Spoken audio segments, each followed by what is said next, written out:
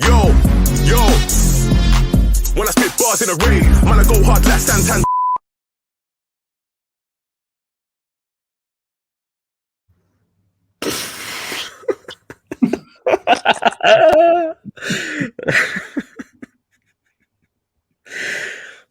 Welcome to the mud.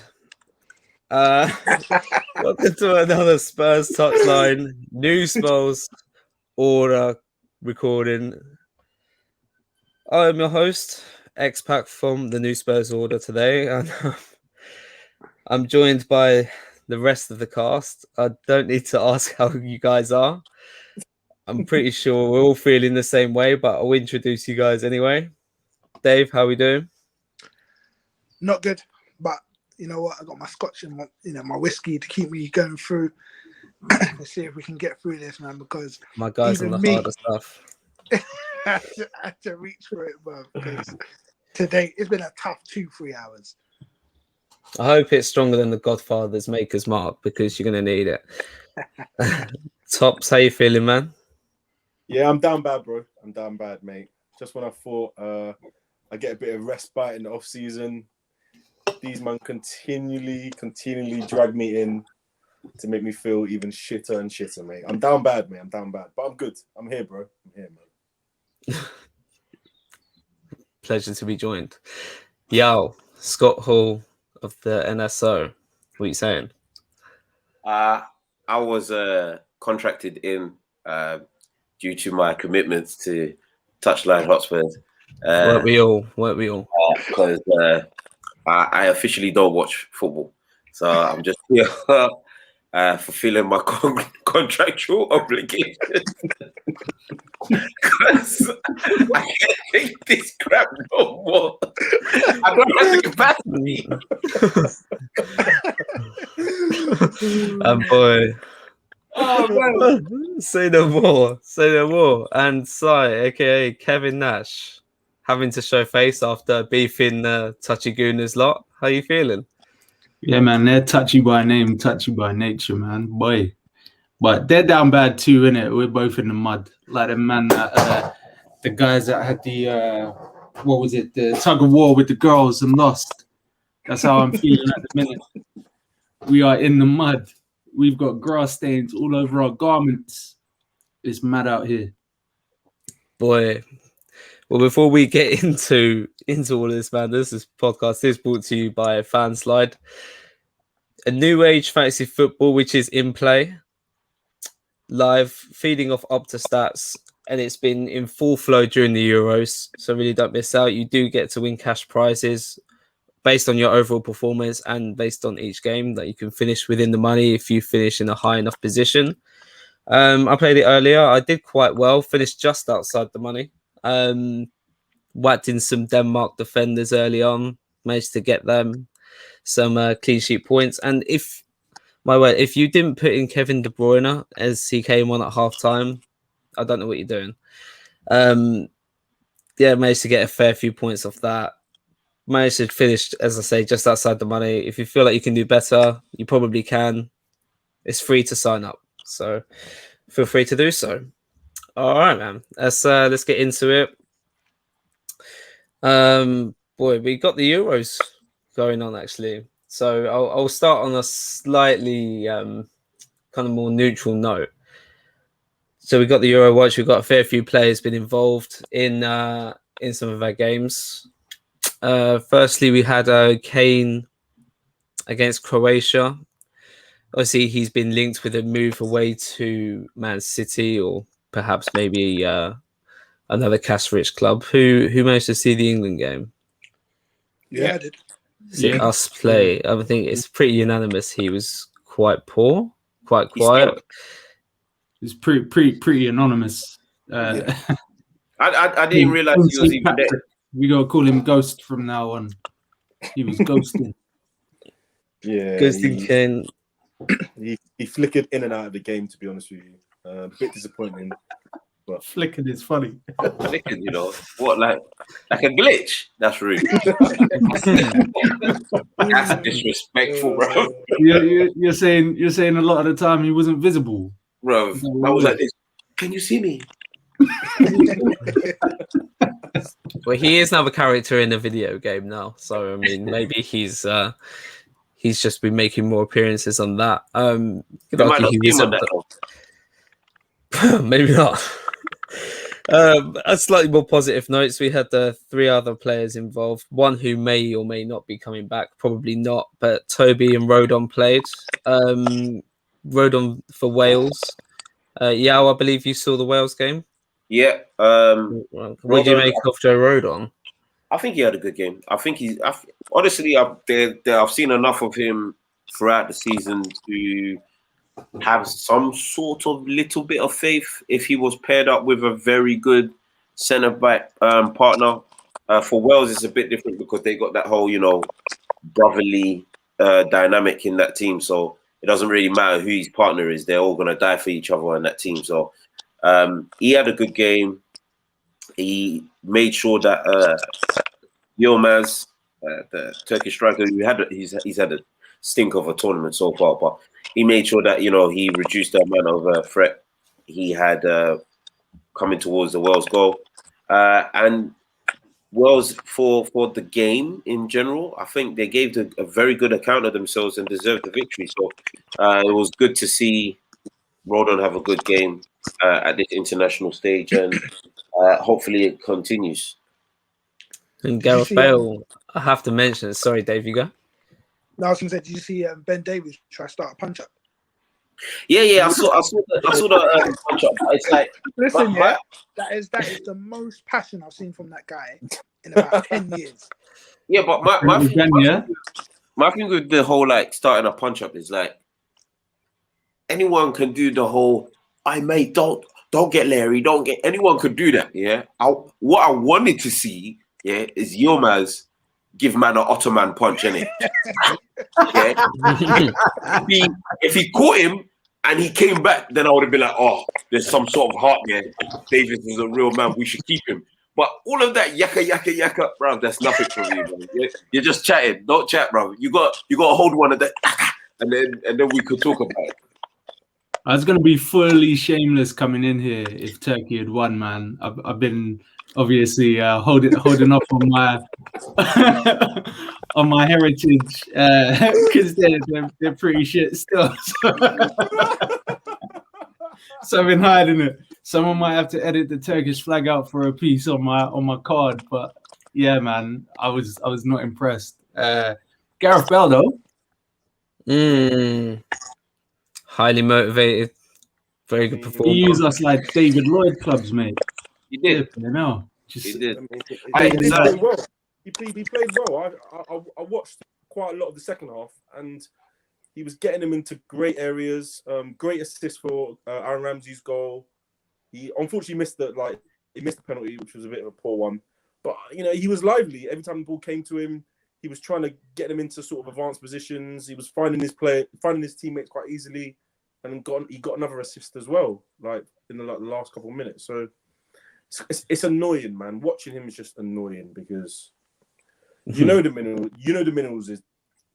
minerals are there. He's clearly a quality player, and now when I watch how he's performing for Wales, it really does make me question his drive and his effort. To be honest with you, at certain points in the season for Spurs, but I can't fault him, man. He did what he has to do, and I suppose it's for his country, so it's different, isn't it? But he's done his thing yesterday. There's two things that I think people don't really highlight with Bale's, but I don't know, people be the manager didn't help and all that kind of stuff. My thing is this here, I'm gonna say something that actually defends Bale, and I'm gonna say something that doesn't defend Bale.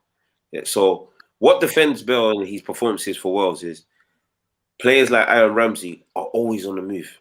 They're always making that darting run. Yeah, Bale will find you. Yeah, where in Spurs, Jose with Mason, there weren't that third man, fourth man run from midfield that would make that darting. You didn't see it. You didn't see it from Højbjerg. You didn't see it from Ndombele, who was clearly our best midfielder. You didn't see it from none of the midfielders. So that kind of takes away from what the magic that Bale can do. But on the flip side to that, in games in which Bale should have stepped up and really shown his class, he didn't. Yeah, and that's what is probably more infuriating as a Spurs fan, watching him for Wales, because obviously at international level it's a different story. It's the pride of the country as opposed to the pride of like an area in London. Yeah, but man's like doing freaking like Davido, come listen to my freaking concert and everything. Yeah, when right now we needed him to perform for us, but it is what it is at the end of the day. I think international football suits him better at this current stage of his career. I think there's a little bit more time and space on the ball. That's what we saw, I think, in that game. I think the Premier League is probably a bit too fast for him getting back into obviously any sort of fitness or whatever. Obviously, the horror show over the past 2 years. And I think we saw that obviously he performed well in the games where he got time and space. I mean, against Crystal Palace, Burnley, them kind of teams there. As soon as you put a bit of pressure on us, like in the derby, the North London derby, he wasn't up to scratch. So I think it's interesting to see if who they got next. They got Italy. To see what he does against an actual team that's going to put him under that kind of pressure. Italy are gonna put the man under the cosh, bruv. Yeah, you didn't see what they did to Size Brethrens, bruv. That's look. I went across the road and spoke to my man here and said, yo, Yusuf, I'm sorry, innit? I apologize. What them man did was out of order. What they did was out of order. You didn't deserve that. We've not been the same. I say Turkey haven't been the same since Colin Kazim got chucked out the team. So yeah, man, they deserve what they're getting. Representation matters. You heard it here first. No, on Bale, it did make me think like of all the players that are in the Spurs squad, the only one who does make that third man run and arrive late in the box is one Dele. Bamba Dele. And yeah, my man was nowhere to be found on the pitch with Bale. So I think we missed the trick there, to be perfectly honest, because that's the type of profile of player that would mesh well with a Gareth Bale. But yeah, it's spilt milk, man. That man's not coming back to our club. Yeah, he's not, man. No, I think with Ancelotti now joining Real Madrid, I think he said he wants to try and keep Bale. It's one of those as well. Like when he's playing for Wales as a luxury player, he is facilitated by essentially the rest of the team, bar Aaron Ramsey and maybe Daniel James. But the rest of the team essentially make sure that they do all of the dog work around him, and he can express himself. And it was hard for Bale. Like it's not necessarily a Mourinho thing either. It's just hard to facilitate a player like that when you've already got Kane and you've already got Son and players like Ndombele as well, who are luxury players who mainly facilitating also. So it was just always going to be a bad thing and essentially a mismatch. Like I would only really have flirted with Bale coming back if and when we do get rid of Kane. But I guess another one was one off. I don't know if anyone caught the Belgium v Denmark game. I still of my opinion that we would still suit a three at the back with our current crop of players with a few additions, and Alderweireld played in the back three for Belgium. Looked pretty assured to me. And helped his team get a win. I don't know if anyone else saw that. But... Yeah, it was a game of two halves, wasn't it? Do you know what I mean? Obviously, that first half was a bit choppy. But as soon as they brought on De Bruyne, that just opened it up. Like, and then him, and then the Hazard brothers. It got very messy very quickly. So, yeah, they were definitely in control in the second half. Toby didn't have much to do, and it'll be interesting to see if he does stick around and we do play like a back three.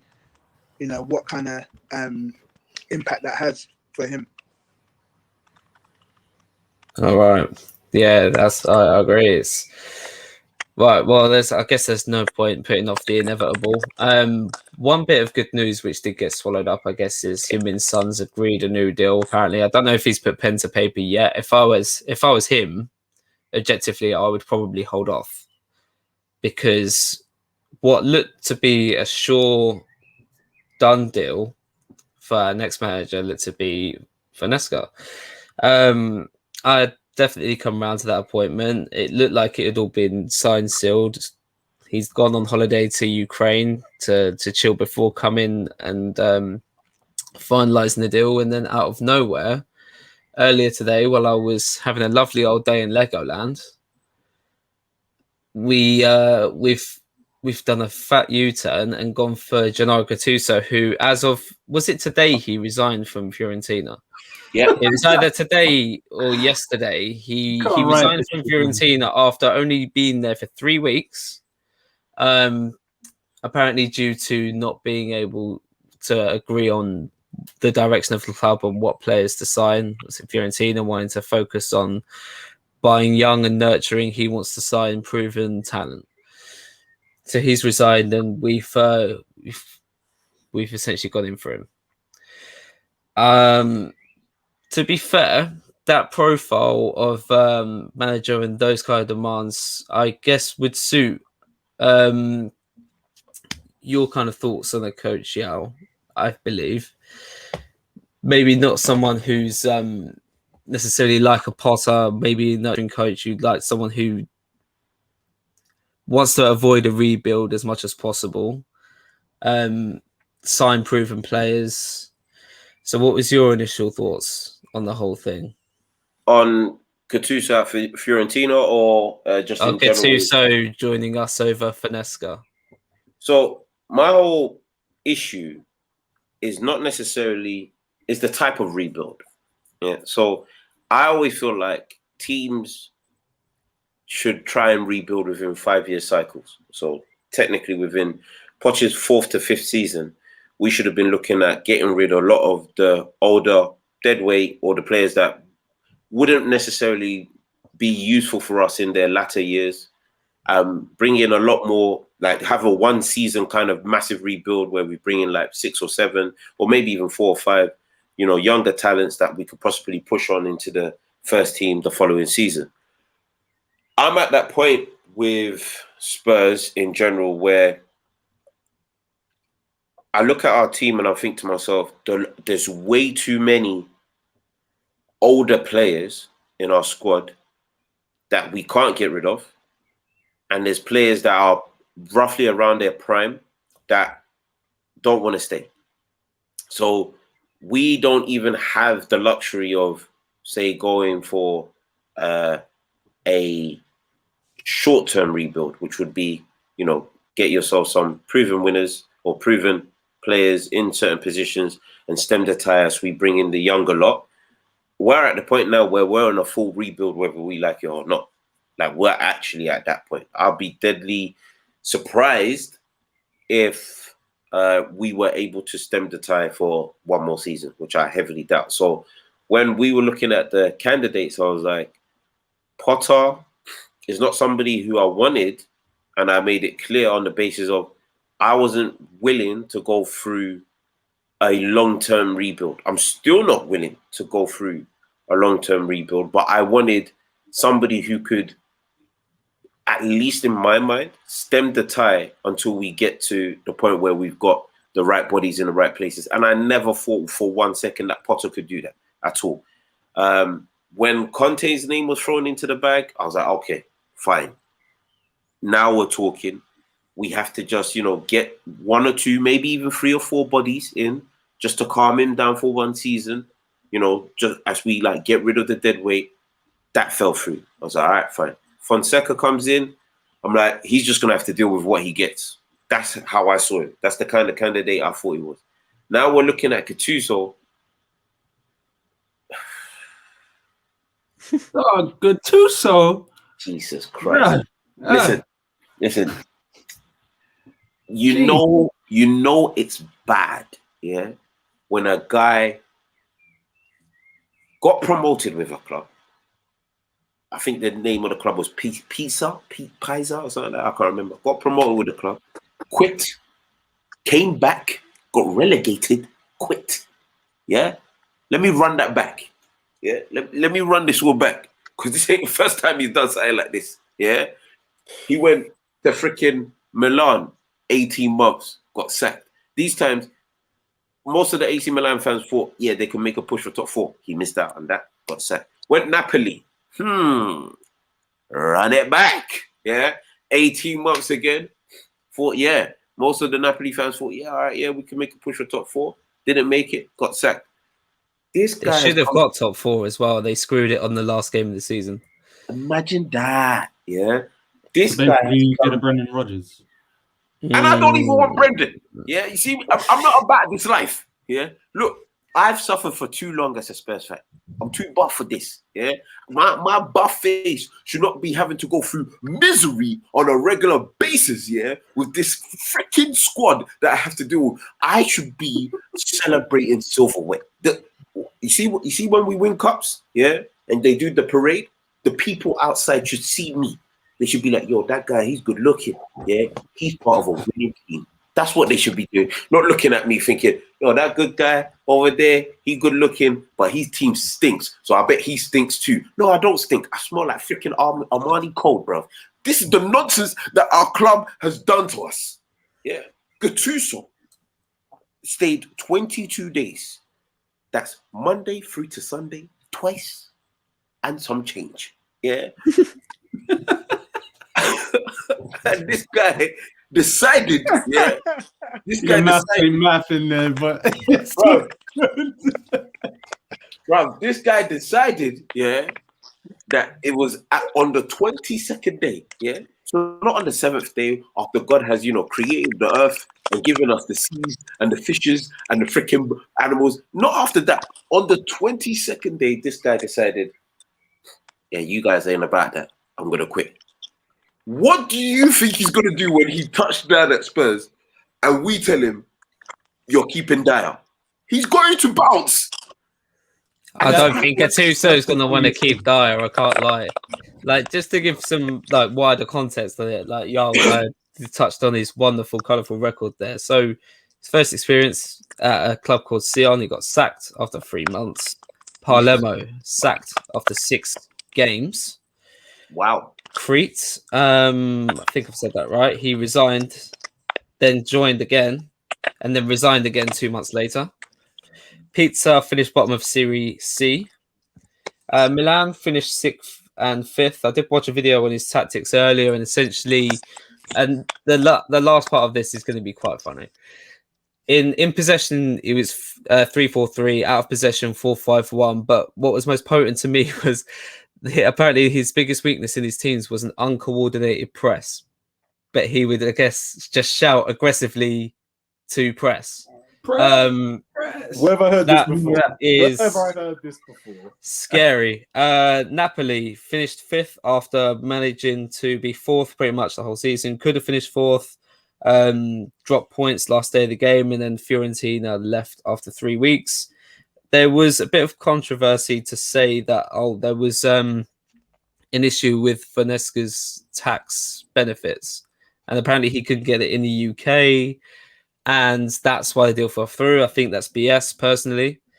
It looks like this is the thing as well. We need to be getting on Paratici's neck, because this is definitely his first choice, in my opinion.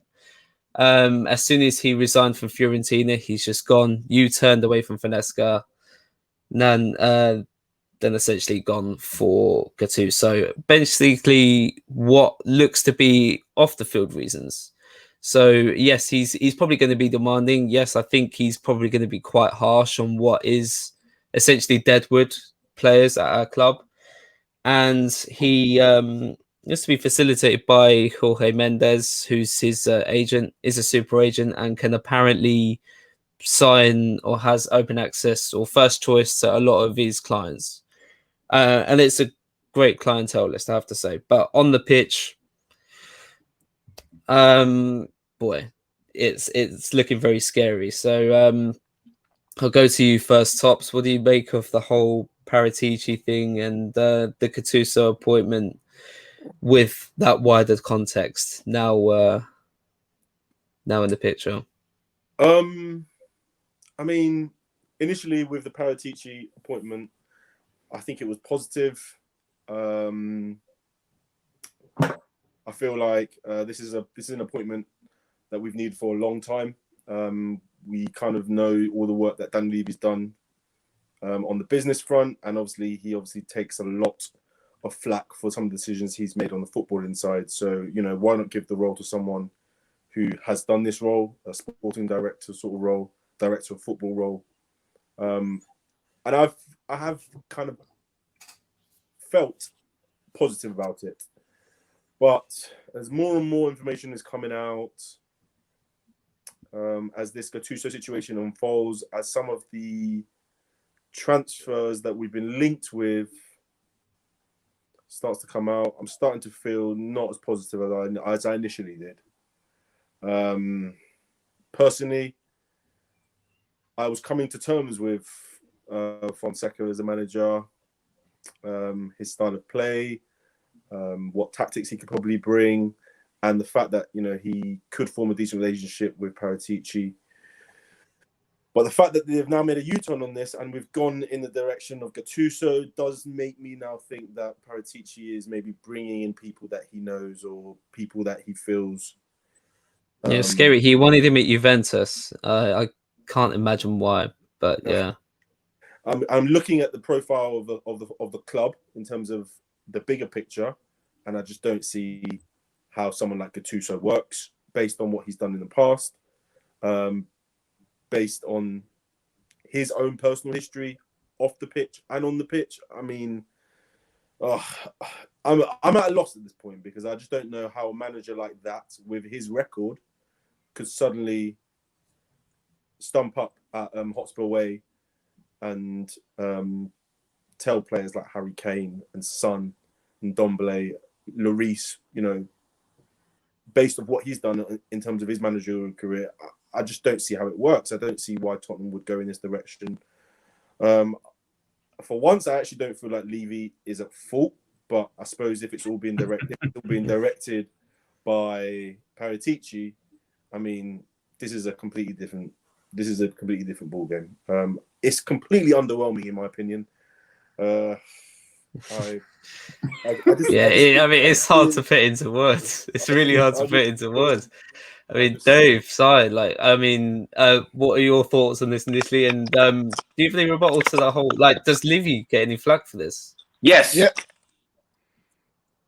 I would agree. Yeah, boys, take the floor. Well, the thing about, can I just say, I think Of beyond course. this whole situation, even with regards to this managerial situation, I feel like I've stood up for him for quite a while, but I feel like now this whole situation where we are now in the middle of June, halfway, almost a quarter way through the tournament, about a month and a half away from the season beginning, like he's clearly now showing that I don't think he's fit for this job running Spurs. I believe he's now showing gross negligence in the way that he's managed this whole situation, especially this last year at Tottenham.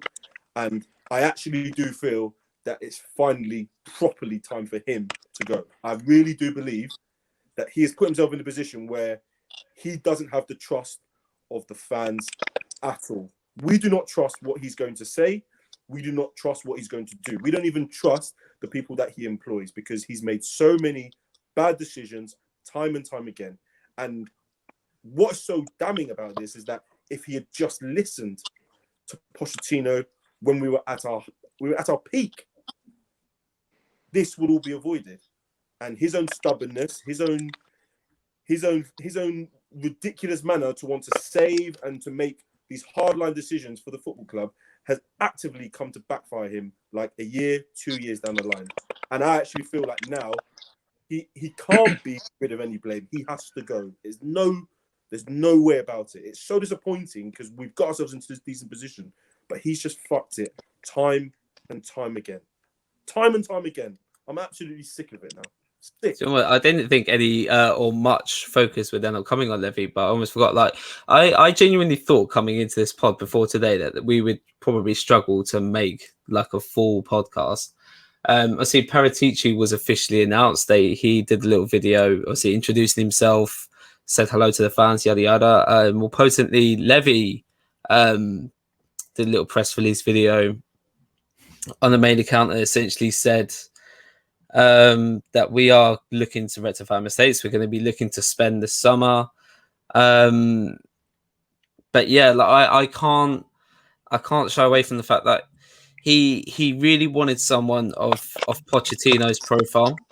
Kind of, I thought Finesca was probably like the best of those candidates, which fit that profile, being an ex centre back, progressive thinking manager, gets the best out of his players, young and old, in my opinion, etc., etc. And then just to double that U-turn and let Paratici go for Gattuso seems well to me. So I'll go to Si. Sorry, Dave, what was you going to say? Dave, he deserves blame because 2 weeks ago he decided that he didn't want to give Conte an extra couple man on his staff. He wanted to keep Ledley King and Ryan Mason with their iPads on the third row of the touchline, whatever. Right? Scary. Could have had Conte locked up. I guarantee you this: if Conte's locked up 2 weeks ago, right, signed, sealed, delivered, then Gattuso leaves Fiorentina, and no one's talking about it. The only reason why this situation has come to where it is because when you're ready to get the guy that we should have got, like a top class manager, you backed out for your own pride or wanted to advance man like Ledley. Like I said on the pod 2 weeks ago or whatever, Ledley King can sit down, take the under 18s and learn from the environment that Conte is going to put in place. But you don't do that. You try to keep, control of things more than you should do. Then you're left with Fonseca. Now you're left with Paratici's man. Really, that's really what we've got. And again, like you said, he made a video saying we're going to rectify mistakes, and it looks like you're just making another one. I think that's where I have to sort of admit that I think I'm doing a full heel turn. Levy, you're expelled, mate. The League of Extraordinary Baldies, we cut ties with you, my guy. You can go off and make your own little Wolfpack version or whatever it is. But yeah, this is our time, man. New Spurs order in full effect because boy, oh boy, I can't deal with it anymore. It goes back to the Mourinho assignment for me, or appointment, I should say. I think we all could admit that at the time where Poch actually got fired, I think we could all smell it. I think we could all deal with it. I think we could all understand it to an extent. I personally wanted him to be given more time, but I won't begrudge somebody who's running a football club to make a decision to stop the bleeding. But when you try and take a shortcut and hire someone like Mourinho, who profile-wise wasn't a good match, attitude-wise wasn't a good match, resource-wise wasn't a good match, you just back yourself in a corner. So now we're left with a bunch of players who were bought to facilitate that man's wishes, who now also need flogging. And now we're in an even worse position because not only has the damage been done, but the feeling around the club is totally destroyed. Like, one of the things that we can all sit here and agree on is Poch made us feel connected to the club again. Not just because we were successful relative to our position, but because there were idealistic sort of sentimental things that we could hang on to. So even when he was struggling, you go, he's a good dude. Like, let's try and give him our support. Like, nobody ever turned on Poch. Now we're in a position where we're potentially hiring a guy who's going to come in with a severed reputation. Like, we're talking about a guy who, first and foremost, we remember the most because he headbutted our assistant. What was it? A man in his 60s by the name of Joe Jordan. Precisely. So he's headbutted Joe Jordan during our Champions League game, and then over the course of maybe the last 10 years, he's had a bunch of high-profile sort of quotables that make him come off as either homophobic, racially insensitive, or racist, whichever one you want to choose, and also somebody who is misogynistic. So it's like, come on, man! Like, we're going from someone who's beloved because he created like a family type atmosphere around the club where everyone was buoyant, everyone bought into his ideas and his philosophy, to a guy that's a bit of a dinosaur but is still sometimes a little bit charming, to an absolute cock of a man. Like, it's mad. It's mad out here. Like, we're going to have sections of the fans who just don't fuck with him just by virtue of his beliefs. So the football is always going to take a back seat. It's madness to me, man. And coming off the back of Levy saying that he wanted to restore the Tottenham DNA, like, what? All we're really going to see is people cussing out black players, isn't it? Like that's what it's going to nurture back in. They're going to feel they're going to have the battery in their back. They're going to be booing the knee, all of that bullshit, man. That's my worst case scenario. I remember there being a lot of raised eyebrows when Gattuso took Bakayoko over from AC Milan to Napoli. Even after all of these comments, it was like, that's the guy I want. But yeah, it's so crazy. I don't know how old you man are, but do you remember MSN Messenger? Of course. Yeah, MSN Messenger. Let me so I met my wife. Let me talk. How I courted my wife, I should say. I met her in person. I'm not one of you millennials. Right. So let's face it, yeah. So MSN Messenger, you'd be on it, yeah. And then when one thing just pops up, let me talk to her. Then another one pops up, let me talk to her. Then the next one pops up, let me talk to her. And the one you tell the story about next day at school is the one that was on last. That's what Dan Levy is doing right now with our managerial research. If a one pops up, let me talk to her, innit? Then another one pops up, let me talk to her. Hey, my size, what are you saying? He's just on Messenger. He's just on it. For the younger listeners, it's a Snapchat thing, isn't it? But still, like, there's no logic to it, because if you look at everyone we've been linked with, some of them fit into this, like a Venn diagram, right? Let me take you back to school even further. Some of them fit into this circle, then some of them fit into this circle, some of them fit into the middle bit. There's no pattern to it. It's just whoever's online. That's who he's talking to. And that's why I feel like he still gets the blame for me. He's brought Paratici in, and he's allowed a man that's been in the club for a week to have us, to give us one, again, probably the most embarrassing moment we've had all year. And we've had some pretty bad, embarrassing moments. That's unforgivable, man. Unforgivable. My additional take on this with Levy, and why I feel like I have felt for a long while that he is to blame for a lot of this, like, debacle that we're absolutely going through, is the Amazon documentary exposed a lot of stuff that I actually believe. When Trippier was saying there's been some issues at the clubs, like, I don't really want to go into it, blah blah blah. Just before he left, back then I thought Trippier was just chatting. I was like, big man, you're dry anyway. Like, so just get sold and stop talking about the club and saying that there's issues. Trippier was trying to warn us, yeah. But what Trippier didn't say is that we are in the end game now. Yeah. Iron Man told us this in Age of Ultron. I wasn't listening. I thought he was talking about Thanos. Little did I know he was talking about me. Yeah. We are in the end game, lads. And let me break it down for you. Here's the reason why. Levy sits in the canteen while all the players are sitting down. So players can come up to him and be like, hey, your boss, is AC Milan looking at me, aka Danny Rose? You are where you are right now.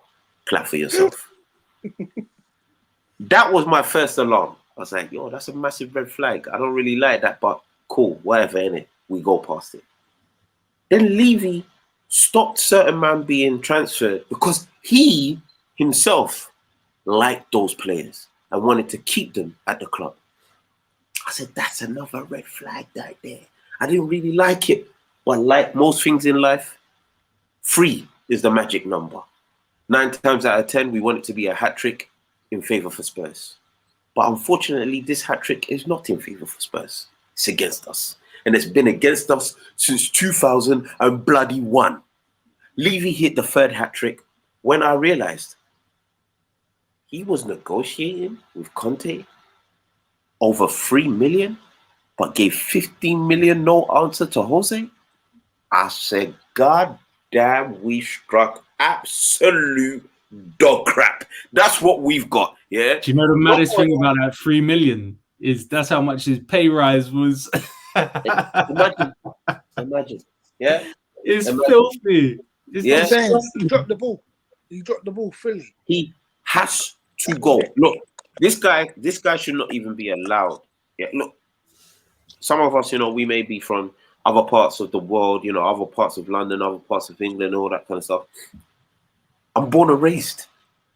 North London, Tottenham, down the road, see the stadium. Once I come out my front door, I'm there. If I see Levy in my ends, like face to face, you man, I'm not gonna be on the pod no more because it's GBH on site. I'm breaking noses, yeah, like on site. I'm breaking every single flipping bone in his face. That guy has taken me over the edge, yeah, over the flipping edge. Push me to the edge. Why is my club so dead?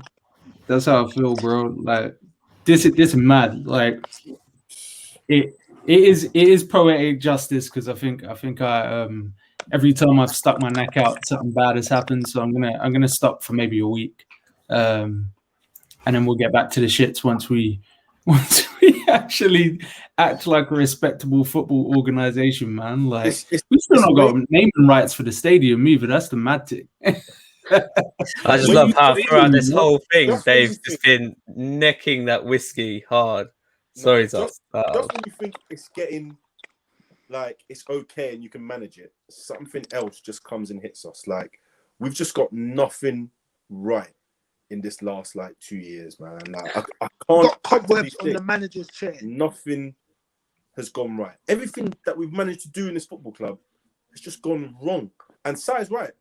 Everything stemmed right from that from that Mourinho appointment. It's just gone down and down and down. Like it's inexcusable, man. There's nothing we can say about this bald fraud.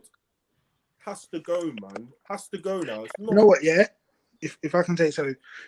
Obviously, you guys know me, and I coach in it. So I'm always interested when the manager's coming in to see what his coaching style's like. I didn't even watch any of those Fonseca videos. People were putting out, he does this, he does that. I didn't even bother. Because for me, I was like, this club has screwed it up way too much. Do you know what I mean? It's gone, like you said, it's indefensible. And, Yao, I might be behind you, bruv. Hey, you know what? Here's the joke, yeah? Say less. Here's the joke. You know what the funny thing is? Yo, man, God, slow down there, brother. Hold on, here's the joke, yeah? Alright, yo, my God is a God of war, innit? You know what? Here's the joke. Yeah, I'm in Croydon. So I'm on the other side, but I will be there. Calm down. Listen. Let me say this from a man of God perspective. Yeah. No. Let me speak. Yeah. Look, before Christ, man had to handle some business. Yeah. Like you can't just come up to man and just be like, hey. Yeah. You might just a quick one. Yeah. You couldn't do that. Levy has made me have to ask God himself if I could get a pass. Just a pass. One pass to whoop him completely. Yeah. After that, I'll be back on my good behavior, being, a man of God, happily married, father of 2 great sons. I'll be back on. I just need a pass. 1 free day. Yeah, that's all I need. Yeah, is 1 free day. I promise you, I will make it into that stadium. I will find this guy and I will break noses. He has to go. He has to go. He has to go. I'm actually losing it. He has to go. So this is what the supporters group should be saying, really, other than try not to be on this chair of voting thing, whatever it is, because I feel like our supporters groups have still been pretty silent. Just making videos like this? Surveys. Give us our Tottenham back, please. Please give us our Tottenham back. Finding as many like half-assed diversity hires as they possibly could. Oh man! Well, look, we're matching the criteria as well when we're actually spitting some valid things other than those guys. But yeah, it's crazy. It's crazy. Like the one thing I'm struggling with as well, this whole logic of appointing Gattuso purely because his agent is able to give us access to certain players. I mean, yeah, that's nice, but like, I mean, what are we going to do if this Gattuso thing doesn't work out? Oh, like, would we hire like the former manager of Tranmere Rovers if Mino Raiola was his best mate? Probably not. Like, I just don't get it. And where obviously Levy does get a lot of flack, and it's justified fully. I don't think Paratici has officially even started. I think he's officially like going to be He joining starts the on club July 1st. in July. Yeah, July 1st But is yeah, the actual official first date. I'm just wondering if we can do a U-turn at this point, because everything that seems to have surrounded him since his unofficial but official appointment has been negative, even though we've been screaming out for a director of football for ages. Levy's turned around and be like, okay, here you go. And just given us this incompetent person who only seems to want to maybe pluck players from Serie A, pluck friends as a manager. It's weird. So like, as much flack as we're giving to Levy. Sorry to cut you off. Are there like some really, really nice Italian restaurants in North London or something? Because that's what I'm thinking. These managers here for a jolly up at this point. No, there's no. I wouldn't be surprised if they just work from home. But I was only going to say that Paratici deserves as much flack as Levy at this point for me. Absolutely, that was just the point. There's no nice Italian restaurants in North London that I can think of. But what I do know, is that there are loads of Turkish restaurants. So, Sai, it's time. Yeah, you need to bring in all of them. Yusuf, Mehmet, all of them, man, them there. Yeah, that we grew up with. You need to give them calls right now. Yeah, because it's time. Yeah, I didn't want to say it earlier, but I'm saying it now because my head's hot. Yeah, it's time. Call them, man. Yeah. Tell them, don't worry, I'll look after a few of their stores because I know where they're situated and all that kind of stuff. All them, man, that are in that snooker club, call them down, bruv. It's time. It's time, bruv. I've had enough. Levy, Paratici, Fabio, I don't care. And all of them have to get it. Everyone has to get it. Like, right now, what do you think turns the situation around in the short term? Because the way I'm looking at it now, Jesus, especially with a miracle. With the pending season coming, pre-season going to be all over the shop, transfer policy all over the shop, Deadwood still in place, no new deals looking on the horizon, no manager even in place. Like, you could arguably say that this season, like Yao said at the beginning, this next season could easily be a write-off even before it's already started. Like, how do we stem the tide at this point? Do you know what? Right now, very, very other than prayer and vitamins and all of that good stuff. Literally, I think we've shown that we're like the football equivalent of the Fire Fest. So Daniel Levy needs to double down and show us his negotiation skills and go back for Conte, mate. Get that deal over the line. That's the only way to set things straight, man. That's the only thing as well. Like, I don't really have an answer for that personally, to be honest, Tops. I mean, Levy's going to be sipping that unicorn blood. He's going to stay alive forever. He's going to be at Spurs forever, most likely. So, yeah, with this appointment of Gattuso and Paratici, I don't think anything turns it around in the short term. There we go.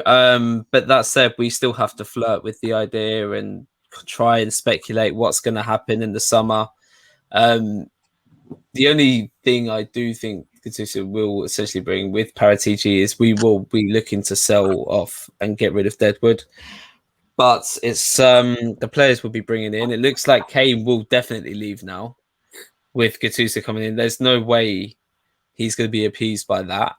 I don't blame him. Son might even withdraw the new contract he agreed to sign verbally. But with he likes his empty house too much, man. He's not going anywhere. I felt quite bad for him. His dad said no distractions. No, his dad's going to have to come and live with him, with his brother grilling him about his final loss every day. Well, his 2 final losses now. But yeah, with Kane probably imminently leaving and Paratici seemingly liking to probably pluck players from Syria. We've been linked with a couple of players from Syria. Dan Soft was kind enough to drop in a few links, which got put forward nearly 24 hours ago. So the foresight is pretty good. So you got that Vlahovic of Gattuso's former team, Fiorentina, even though he probably would have never even seen him or spoke to him in his life, because this is the thing, everyone's supposed to be on holiday, yet all this is happening. Crazy. So you got Vlahovic and Stefan de Vrij. I've been seeing a lot linked to the club. Yeah, what do we think of those players? Not interested in either. De Vrij? Not interested. Experienced commanding defender? Not interested. He's never been commanding. Not interested. And he plays, unless times have changed. He was playing for my Italian Inter Milan team. I'm not interested. Yeah, big man. I'm not interested. I'm not interested. I'm not interested. I wanted Skriniar. I still want Skriniar. If I'm not getting Skriniar, I'm not interested. Yeah. As for the Vlad man, I do not care for his potential. I don't give a flying crap for what he can do on YouTube. I do not want him. Is there anyone else that will be appeased by those signings in any way, shape, or form? I like the look of Vlahovic, fourth top scorer in Serie A. Led the line quite well and scored all types of goals. He looks like a big sort of striker, typical sort of 9, gets in the box, likes to be in and around the 6-yard area as well, but also does a lot of work outside of it. Seems to hold it up well. Does a lot of dribbling. Seems a little bit one-footed for my liking, but I mean, he is young and scored that many goals in Serie A. It's fairly impressive, so there's definitely something of potential there. Whilst, I mean, we should be thinking of replacements for Kane, because Kane is probably on the way out. Like, my priority still is the defence. I just feel like the defence is the primary problem we have at Tottenham at the moment. And players like Stefan de Vrij, I mean, doesn't fill me with confidence, but I feel like there's two kind of profiles of defenders that I would like to see us get. I would like to see us get a very good, experienced defender who is confident on the ball, confident in the tackle, but also want us to see us get like a young sort of defender with like lots of potential and preferably Premier League experience. If I'm looking at De Vrij and I'm comparing him to Skriniar and like players like Demiral, I mean, I've not watched enough of De Vrij to be able to say, but I do like Skriniar. Obviously, he's coming off the back of a winning season in the Scudetto, and Demiral as well has played quite a high level, not just internationally, but also for Juventus. So these are probably players I prefer. I'm also kind of funny about defenders in this age sort of range. I feel like whilst he's experienced, he's kind of on the latter sort of age, which I would be happy to take if it was more like 20, 25, 26, 27. But I understand he's like 28 or 29, which for me is probably... I think I was looking at them saying that it was a double deal with him and Brozovic, which are players who are both 28 or 29, which I think for Tottenham right now is probably not the kind of profile of players we should be getting. But I mean, Vlahovic, I'd be into absolutely.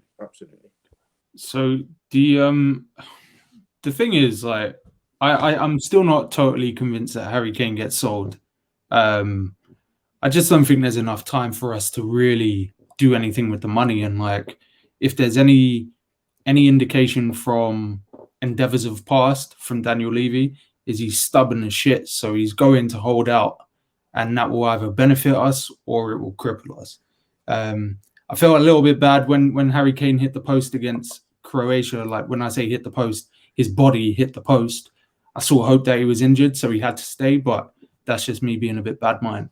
On Vlahovic, I did speak to Courtside's resident Serb, Ogi. He's a big fan of all things Serbia, so Jokic and all of those guys, Djokovic. So I did ask him, and he said, Serbia ain't had a top striker in years, but he looks all right. Looks a bit pacier than we've had and less of a wet wipe. He's so young as well, but he's no Kane, and he won't get to that level. So that was his expert opinion, which dampened my excitement and made me scared of shit.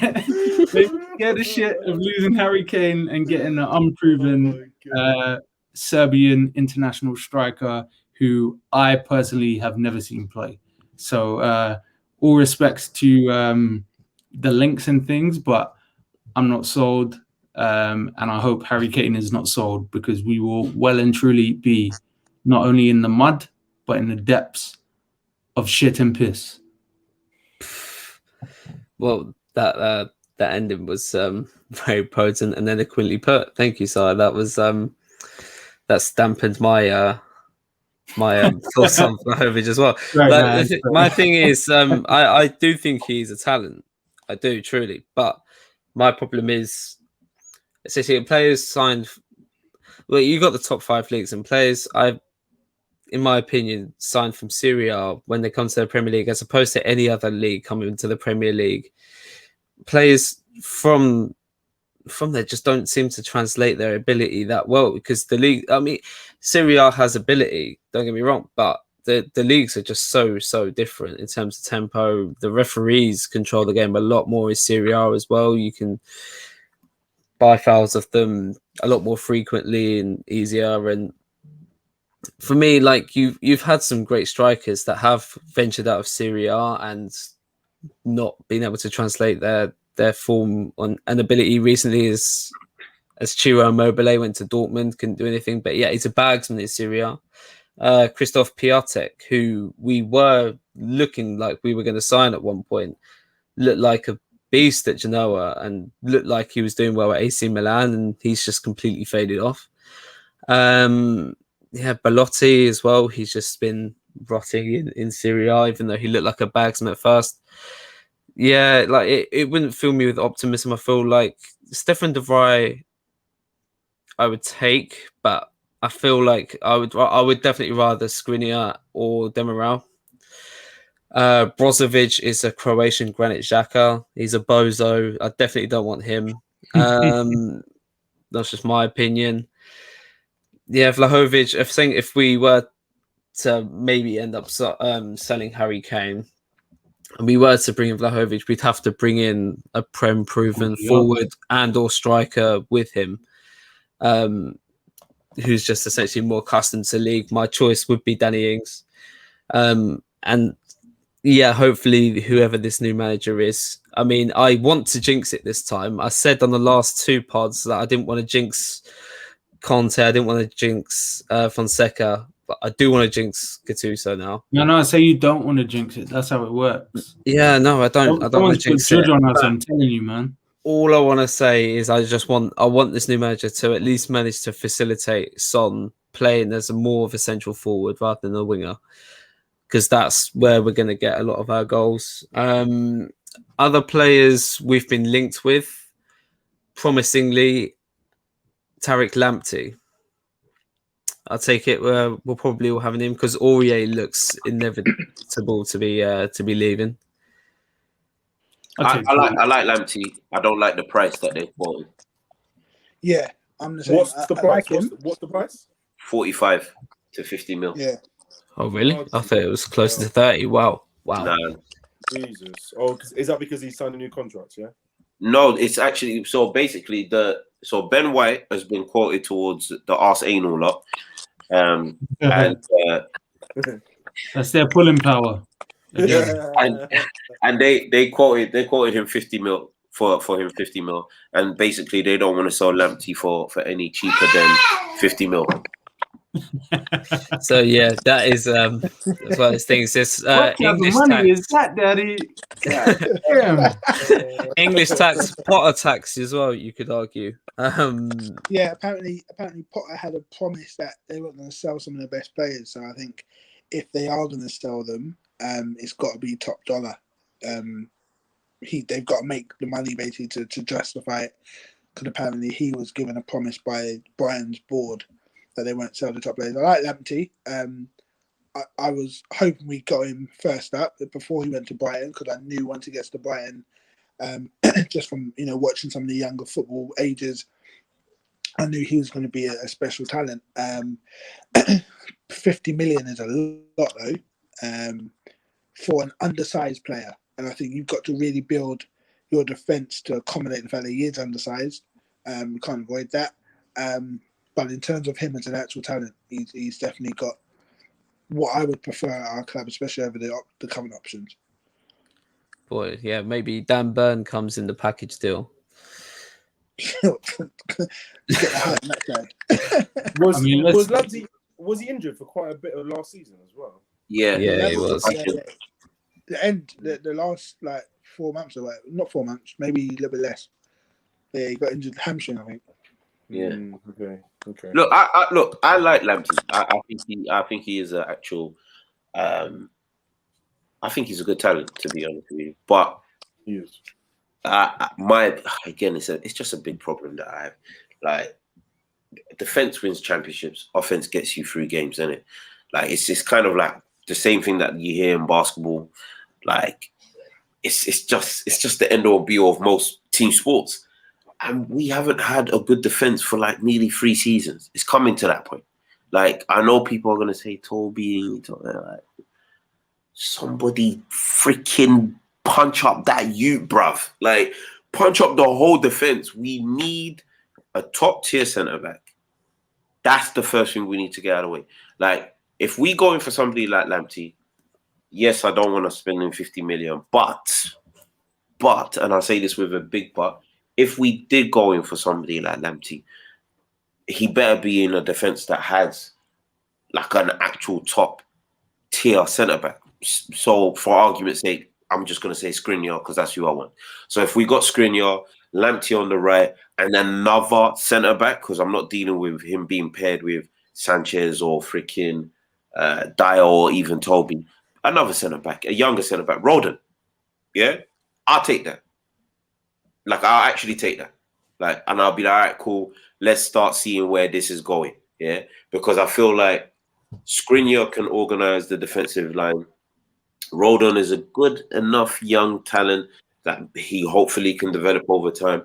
And Lamptey has that good recovery pace that doesn't install fear when I see somebody break through the back line, that he won't get caught by one of our defenders. So I just feel like some of the prices that get quoted for these English talents is ridiculous, because I don't feel like they've done enough to even earn. I know the English tax is crazy, but like, we're talking 50 million for Ben White and Lamptey. That's ridiculous. I don't think Rodon's ready for a Premier League season yet. I don't know. I like him. I think he's, like, even watching him for Wales, I think he's got a lot about him. But if we do bring in like a Skriniar, then I would look at someone like Anderson from Fulham as the younger option to go next to him. Do you know what I mean? Absolutely. And then you have Rodon and Tanganga to back him up. Toby probably still knocking around. Sanchez and Dyer can do whatever they want. I don't care. They can skate, man. whatever they want to do.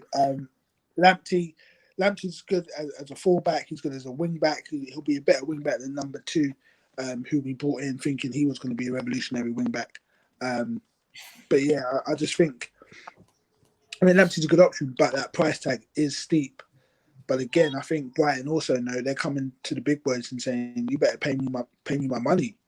Do you know what I mean? Because they want to stick around, you know, and they'll go and reinvest it. They'll get, you know, another talent from an academy or whatever, and you know, Potter will keep going.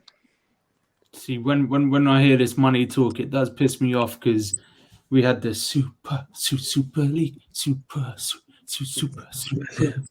League lined up, and everyone threw a wobbly, and there's three teams that are still in it and still getting to play in UEFA competitions. So all of you motherfuckers bitched and moaned about absolutely nothing.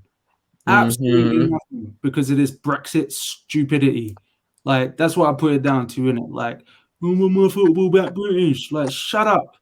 Like, at the end of the day, we are well and truly fucked financially because of these type of decisions. It's like, that was our gateway. So a Lamptey for 45 million wouldn't have been a drop in the ocean. Do you get what I mean? Like, it's really, really, really frustrating, because as far as I'm concerned, you pay whatever it costs to get the players that you're in the market for, especially in this market, because ultimately the risk of missing out on that player entirely, especially for the position that we're in, is going to be more devastating than the financial footfall of paying the cost.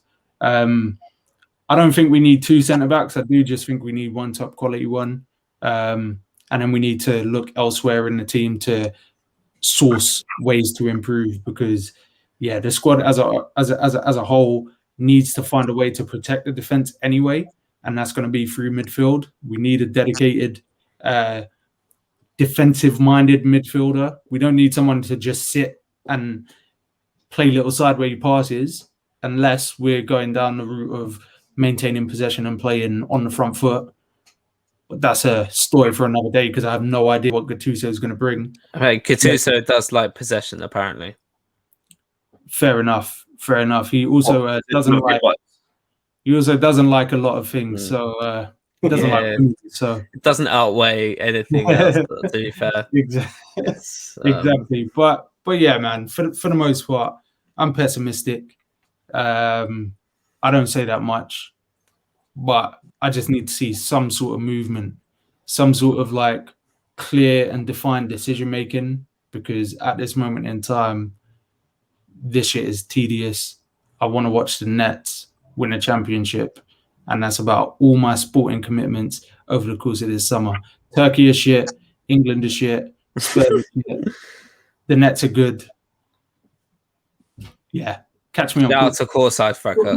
Shout out to courtside. Shout out courtside, man. Shout out courtside. Boy, and even as an optimist myself, I might actually have to get into that new sport.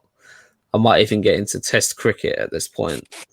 Hey, listen, don't do that to yourself, Owen. Test cricket will have you sleeping by tea time. You know what I'm saying? As part of my contractual obligations here, I've also signed to courtside. They don't know it yet, but I have. I'll be joining Ty on the Nets, because that's a winning team, and Kevin Durant lives up to what he needs to do. As for Touchline Fracas, yeah, I will fulfill my obligations. While we're talking about ballers and winners, I know we've not had a pod since it happened, but shout out to Christian Eriksen, man. Prayers up for that guy, because that was a scary moment. And to be honest, I don't think any of us ever want to relive that. But I'm just glad he's on the mend. I hope him and his family are content. I hope that he bows off into the sunset, to be perfectly honest, and just lives a good life. Because, boy, if there's ever a moment to let you know that sport doesn't mean anything outside of entertainment and a bit of a check for some of these, man, that's one of them ones that proves it, innit? Like we romanticize it and all of that stuff, but it just lets me know that like my support for him goes far, far beyond football at this point. Like I just want him to be healthy, happy, and rest up, man. No, I'm glad that he's pulled through, because it was I didn't actually get to see it. I'm glad that I didn't, because I distinctly remember the Wambo one. Wambo, and that writ off my whole season. I actually didn't watch football for the rest of the season after I saw that. So kind of glad that I didn't actually get to see what happened with Eriksen, and I'm even more glad that he pulled through, and they're talking positive things right now. I have heard some stuff about they're fitting in with a heart maker. Yeah, announced today he's to be fitted with a heart starter. Yeah, that's it. Heart starter. Fit in with a what is called an implantable cardioverter defibrillator. So it's an ICD device. So I'm not sure if you guys remember last year, Daley Blind had a situation where at training he basically passed out, and then they did lots of like sort of cardiac tests on him and found that he basically was suffering from what we call like arrhythmias, or what we call irregular heart rhythms. So he electively had this implantable cardioverter defibrillator inserted, and he's actually been playing ever since. So essentially what these devices do, they basically had two jobs. They work as a defibrillator, and then they work as a pacemaker. So they basically monitor the heart rate and your heart rhythm to make sure that they work at they're working basically how they should be working, and then if there is a situation whereby your rhythm is irregular or abnormal, it will then shock your heart from the device internally to be able to get your heart back into a rhythm. So it's probably the safest thing for him. And if he wants to continue playing football, that's probably going to be the device that he uses to get back into football. Because there are a number of players, actually, not just Daley Blind, who have them at the moment. Wow. But that's probably going to be the device that they're probably going to give him when he recovers. Yeah. So Amazing shout out. Resident NHS key worker there, tops. That's man. smashed out the part. I didn't understand what it was. I was trying to read up on it then, but as eloquently told by yourself, that was beautiful. And yeah, shout outs to him, man. Like whether he ends up playing football again or not, the most important thing is he gets to go back to his family, and that I could not be more elated about that, to be honest. Yeah. But man, that's I guess we're gonna have to round off the pod with just what was gonna be more of an interesting subject before today's news, but our fixture lists came out the other day. Whether we do end up appointing this piece of shit human or not, we have to, by contractual obligement, watch these games, suffer through these games. Our first 6 consist of Manchester City at home, Wolves away, Watford at home, Palace away, Chelsea and Arsenal both at home. So a fair few London derbies. We don't really leave London other than playing Wolves away. Gattuso, like, being in charge of all of those games. He might even resign by the Arsenal home game. Who knows? How do we feel about those? That fixture list is fucked up, man. I was excited about this fixture list with Fonseca in charge. I can't lie. Now it's all up in the air. Regarding the fixture list, I'd like to say that I won't be watching none of the games because it doesn't go with my contractual obligations. I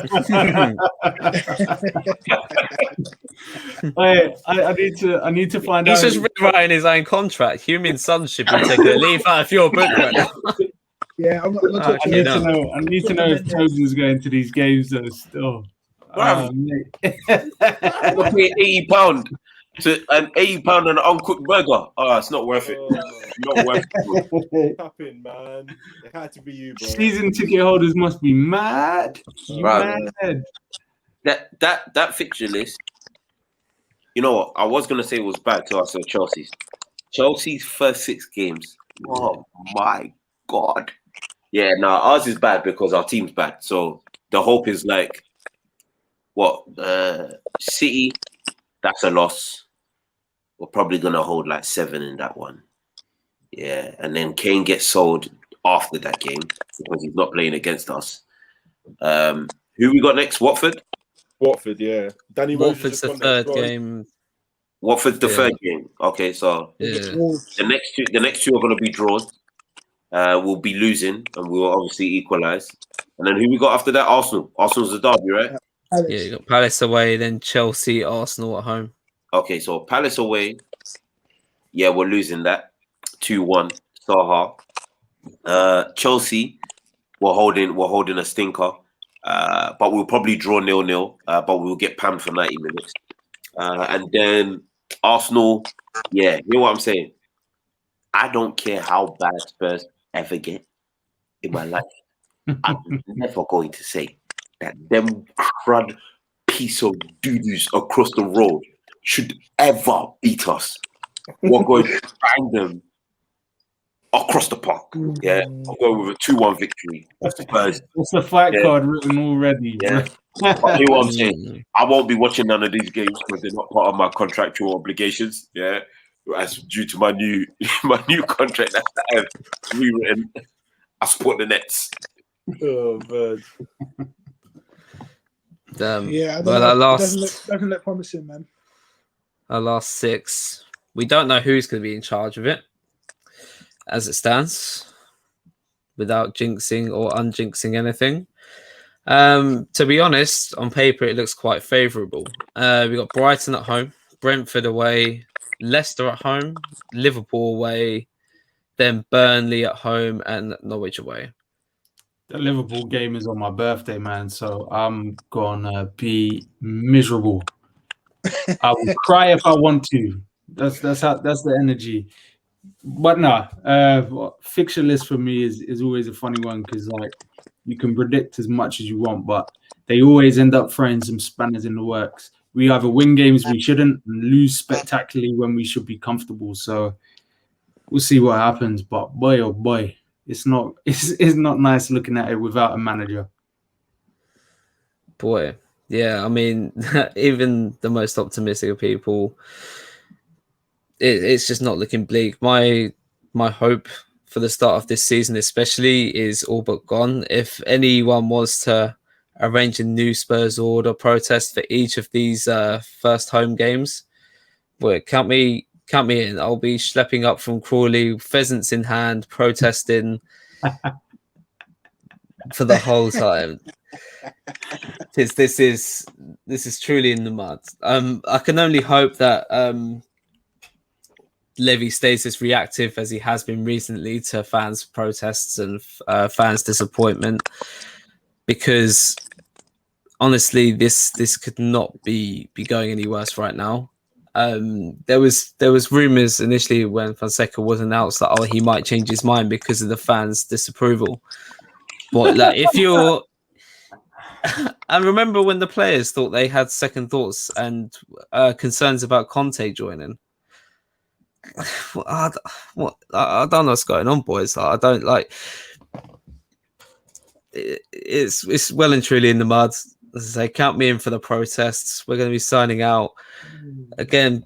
Listeners, do check out Fanslide for the rest of the Euros. The Discord is also popping off, not just for the England games, but we do have the England-Scotland game coming up, and I'm sure it's going to absolutely go off on that.